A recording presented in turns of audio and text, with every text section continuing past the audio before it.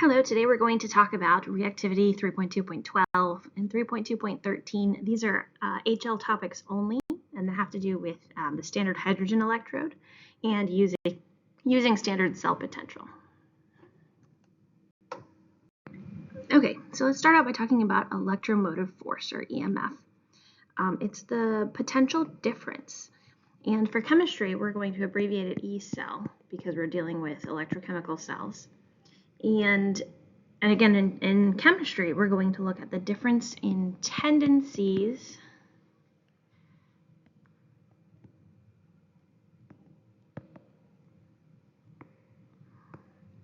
to undergo reduction. So some half cells are more likely to be reduced than other half cells, and the difference between the two half cells when they're connected gives us the overall cell potential. Now it's measured in volts, which is joules per coulomb, and so it's energy per electrical charge, basically. Now, when we have the cell potential for a particular cell, it can either be positive or negative. If the overall cell potential is positive, then that is a spontaneous reaction, spontaneous redox reaction. And that means you do not need to input any energy for that to happen. So we're typically looking at voltaic cells for this. If your overall cell potential is negative, then it is a non-spontaneous redox reaction. And that means you have to put in energy of some kind. So that is typically an electrolytic cell. And it's going to, the value of E cell will be different depending on the half cells that you connect together. So like zinc with copper is going to have a different overall potential than zinc with manganese or magnesium. So you have to look at both half cells when you're putting together the overall cell. Now, in order to be able to measure cell potential, we have to connect it to a standard. So we use a standard called the standard hydrogen electrode, which is abbreviated as SHE, or SHE. I usually just say standard hydrogen electrode, but it's effectively you have hydrogen gas being produced. And the hydrogen gas is produced at 298 Kelvin, 100 kPa, so standard temperature and pressure. And you'll typically use an inert platinum electrode. And it's usually going to be in an acid solution that has a 1 molar or 1 mole per cubic decimeter solution of hydrogen ions. And so this is our reference half cell. What then you'll do is connect this to some other half cell and see what the difference is. And that becomes our standard value for the other thing, whatever it happens to be.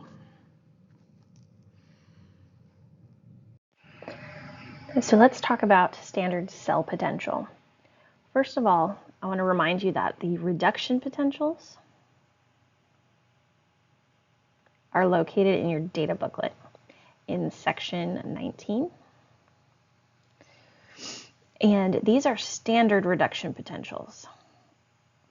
So the standard conditions are 1 mole per cubic decimeter, or 1 molar solutions, 100 kPa pressure, 298 Kelvin, and most of them you're going to have a platinum electrode unless it's using its own solid metal.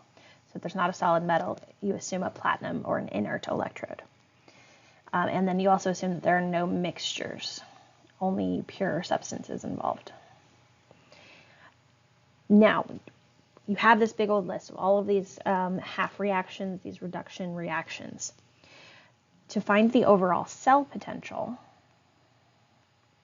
you're going to take the standard reduction potential at the cathode, which is where reduction is happening, and subtract the standard reduction potential at the anode,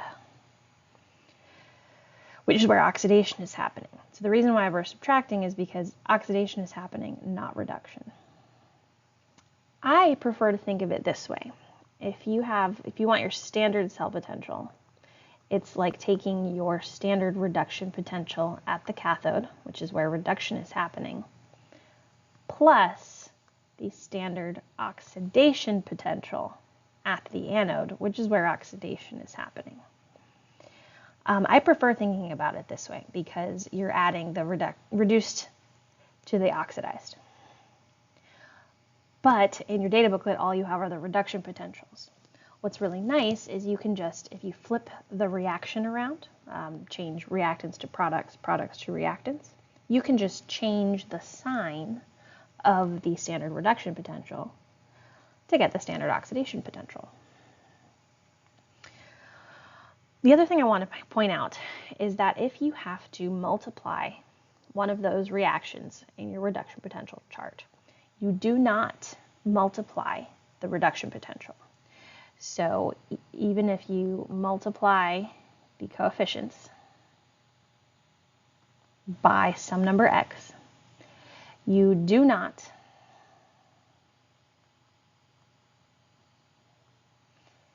multiply the reduction potential. Because it's a standard value, and it's a standard value for that particular concentration, temperature, and pressure, it's not going to affect the overall when you have to balance the chemical equation. So again, even if you multiply the coefficients of the balanced chemical equation, you do not multiply the reduction potential or the cell potential. So again, with the standard reduction potentials, they're given in your data booklet in section 19. And you can also compare those values to one another. The larger the value of the reduction potential, so the more positive it is, the more likely it is to be reduced. The more positive value, more reduced. The smaller the standard reduction potential, or the more negative, the more likely it is to be oxidized. So that also means that the highest values, the most positive values, are the best oxidizing agents. And the more negative values are the best reducing agents. So that's another way that we can use those table of values to compare the oxidizing or reducing ability of the different half cells that are listed. Okay, so let's look at a couple examples. We want to calculate the electromotive force for a voltaic cell constructed from a zinc half cell and a copper half cell, and identify the anode and the cathode. So you need to look in section 19 in your data booklet, and you'll find we have our copper going to solid copper. The cell potential for that, the reduction potential for that, is positive 0.34 volts. And for the zinc ions, going to solid zinc, the reduction potential is negative 0.76 volts. So in order for us to have a voltaic cell where it's spontaneous, we want the overall value to be positive. So that means that the more positive one is going to stay that it's going to be reduced. It's going to be at the cathode. So the copper will be our cathode. The zinc is then going to need to be oxidized and will be at our anode. So what you'll do is you'll go ahead and flip the zinc reaction around because we need it to be oxidized. So its oxidation potential is positive 0.76 volts. And to get the overall cell potential, standard cell potential, you're going to add the reduction potential to the oxidation potential, and you get positive 1.10 volts. It's the same thing as if you did 0.34 minus negative 0.76. I just like thinking of it in terms of oxidation instead. Oh, it also wants us to find the overall reaction, so we need to just combine the two, the cathode and the anode together. So you'll do the Cu2 plus ions plus the solid zinc, forming solid copper and the zinc ions. The electrons cancel out. So there's my overall reaction, and the cell potential is positive 1.10 volts. Okay, so we need to use E values to determine whether this reaction will occur spontaneously as written. So I have my manganese ions. I'm just writing it as half reactions now. And the other half reaction is my nickel going to nickel 2 plus 2 electrons. So this one is the reduction reaction. And if you use your table of values, the cell potential is negative 1.18.